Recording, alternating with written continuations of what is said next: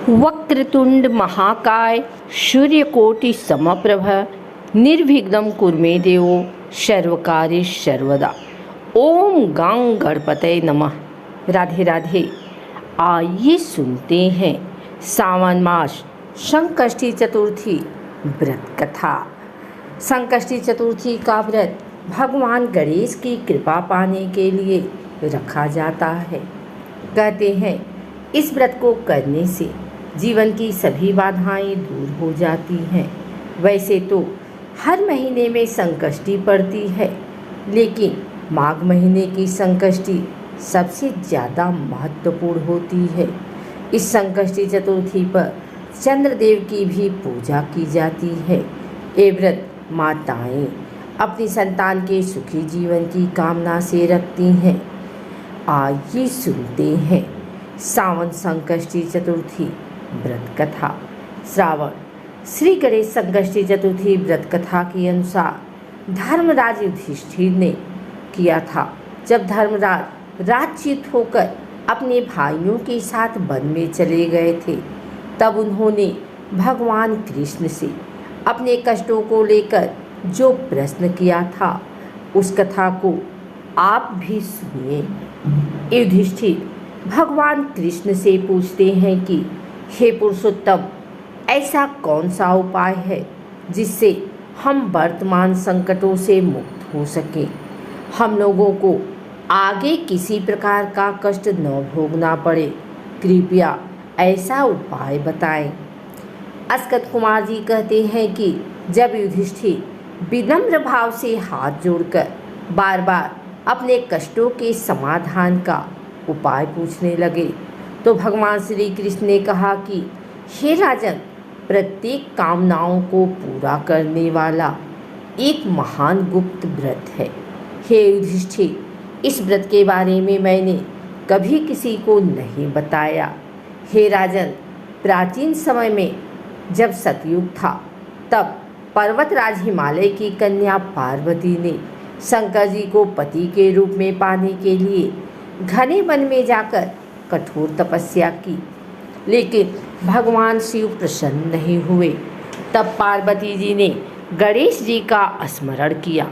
गणेश जी उसी क्षण प्रकट हो गए, जिसे देखकर पार्वती जी ने पूछा कि मैंने कठोर, दुर्लभ और लोमहर्षक तपस्या की है, लेकिन भगवान शिव को प्राप्त न कर सकी।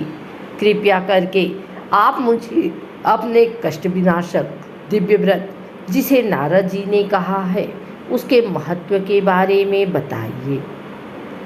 पार्वती जी की बात सुनकर गणेश जी उस कष्टनाशक शुभदायक व्रत का वर्णन करने लगे।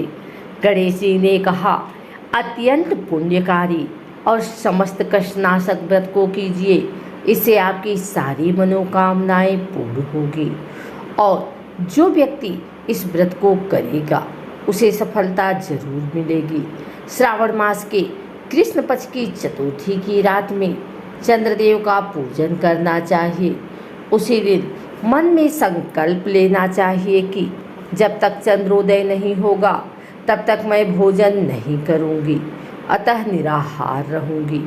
पहले गणेश पूजन कर ही भोजन करूंगी। इसके बाद सफ़ेद तिल के जल से स्नान करना चाहिए। फिर मेरा पूजन करने के बाद अपने सामर्थ्य के अनुसार सोने, चांदी, तांबे या मिट्टी के कलश में जल भरकर उस पर गणेश जी की प्रतिमा स्थापित करनी चाहिए। मूर्ति कलश पर वस्त्राच्छादन करके अष्टदल कमल की आकृति बनाएं और उसी मूर्ति को वहां स्थापित कर दें। इसके बाद षोडशोपचार विधि से पूजन करें। प्रतिमा का ध्यान करते हुए कहें, हे लंबोदर, चार भुजा वाले, तीन नेत्र वाले, लाल रंग वाले, हे नीलवर्ण वाले, शोभा के भंडार, प्रसन्न मुख वाले गणेश जी, मैं आपका ध्यान करती हूँ। हे गजानन, मैं आपका आवाहन करती हूँ। हे विघ्नराज, आपको प्रणाम करती हूँ। यह आसन है। इसके बाद कहें, हे लंबोदर, यह आपके लिए पाद्य है। हे शंकर सुवन, यह आपके लिए अर्घ है। हे उमापुत्र, यह आपके स्नानार्थ जल है। हे वक्रतुंड यह आपके लिए आचमनीय जल है। हे शूर्पकर यह आपके लिए वस्त्र है। हे सुशोभित यह आपके लिए यज्ञोपवीत है। हे गणेश्वर यह आपके लिए रोली चंदन है। हे विघ्न विनाशन यह आपके लिए फूल है। हे विकट यह आपके लिए धूप पत्ती है। हे वामन यह आपके लिए दीपक है। हे सर्वदेव यह आपके लिए लड्डू का नैवेद्य है। हे देव यह आपके निमित्त फल है। हे विघ्नहर्ता यह आपके निमित्त मेरा प्रणाम है। प्रणाम करने के बाद क्षमा प्रार्थना करें। इस तरह से षोडशोपचार पूजन करके भगवान को भोग लगाएं। हे देवी देसी घी से 15 लड्डू बनाएं। सबसे पहले भगवान को लड्डू अर्पित करें, फिर उसमें से 5 लड्डू ब्राह्मणों को दे दें और अपनों सामर्थ्य के अनुसार दक्षिणा दें। फिर चंद्रोदय पर चंद्रमा का अर्घ्य दें। अर्घ्य देते समय कहें कि हे देवी तुम सब तिथियों में सर्वोत्तम हो, गणेश जी की प्रिय हो। हे चतुर्थी हमारी अर्घ्य को ग्रहण करो, तुम्हें मेरा प्रणाम है। इसके बाद फिर 5 लड्डू का खुद भोजन करें। फिर कहें हे लंबोदर आप व्यक्ति की सभी इच्छाओं को पूरा करने वाले हैं, आपको मेरा प्रणाम है। हे समस्त विघ्नों के नाशक आप मेरी कामनाओं को पूर्ण करें। तत्पश्चात ब्राह्मण की प्रार्थना करें। हे द्विजराज आपको नमस्कार है, आप साक्षात देव स्वरूप हैं। गणेश जी की प्रसन्नता के लिए हम आपको लड्डू समर्पित करते हैं, हम आपको नमस्कार करते हैं। इसके बाद ब्राह्मणों को भोजन कराकर गणेश जी से प्रार्थना करें। प्रार्थना करके प्रतिमा का विसर्जन कर दें और अपने गुरु को अन्न वस्त्र आदि और दक्षिणा के साथ मूर्ति दे दें। विसर्जन करते हुए कहें हे देवों में श्रेष्ठ गणेश जी आप अपने स्थान को प्रस्थान कीजिए और इस व्रत पूजन का फल दीजिए। हे सुमुखी इस तरह से गणेश चतुर्थी का व्रत करना चाहिए। ये व्रत जन्म भर या तो 21 वर्ष तक किया जा सकता है। यदि इतना करना भी संभव न हो तो 1 वर्ष तक इस व्रत को करें।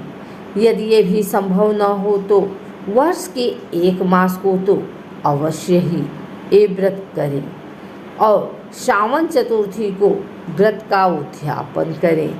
अगर आपको हमारी वीडियो अच्छी लगी हो तो इसे लाइक करें, कमेंट करें, शेयर करें। हमारे चैनल को सब्सक्राइब करके बेल नोटिफिकेशन ऑल पर सेट कर लें ताकि आगे आने वाली वीडियो सबसे पहले आप तक पहुंच सके। धन्यवाद।